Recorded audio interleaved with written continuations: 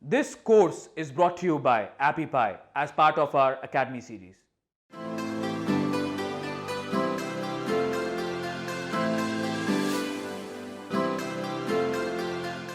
Number 11, the Charlie Munger Method for meetings. Now, before I get into it, if you don't know who Charlie Munger is, he is the partner of Warren Buffett with Berkshire Hathaway.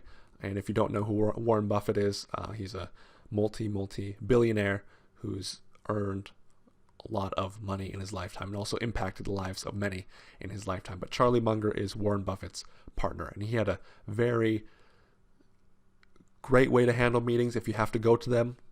He had a great way to outline them to make sure everybody gets the most out of it in the shortest time possible. So we're going to go over that method now.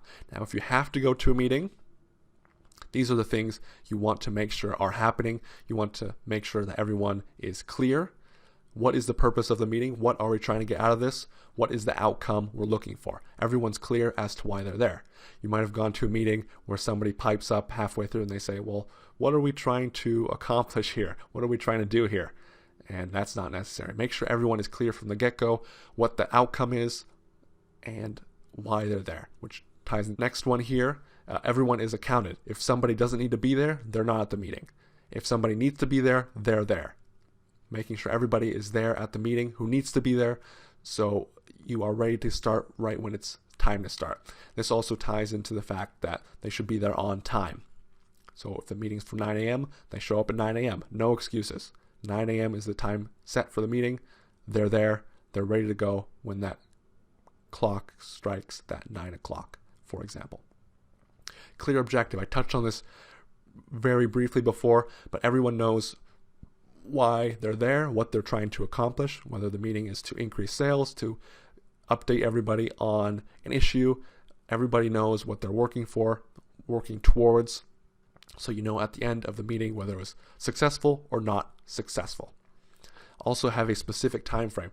Hour-long meetings, 30-minute long meetings, 15-minute long meetings. You'll find that you can get a lot of the same stuff done in a smaller time frame. So you can get as much done in a 15-minute time frame if everyone's productive and focused than a 60-minute time frame. But everybody knows from the get-go it's going to be 15 minutes, it's going to be 30 minutes, so on and so forth.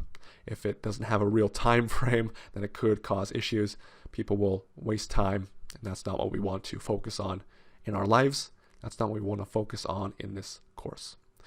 Now this one is so you take advantage of the time, energy, and attention of the meeting. So you save the chat, the war stories or the boardroom stories for later. So you save the chat for later. Make sure you get what's done. Make sure you get the objective done and avoid any issues. Okay. At the end of the meeting, have the notes typed as to what was accomplished, what was talked about, what everybody mentioned. If anything happens in a couple months, you want to make sure you can look back and see exactly what was talked about. Have the minutes typed up, ready to go.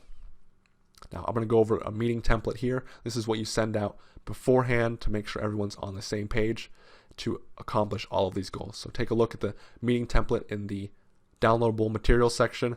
You can use this to your benefit. Print it out, use it. You're going to save a lot of time, save a lot of energy, save your attention, and save your sanity for that matter too.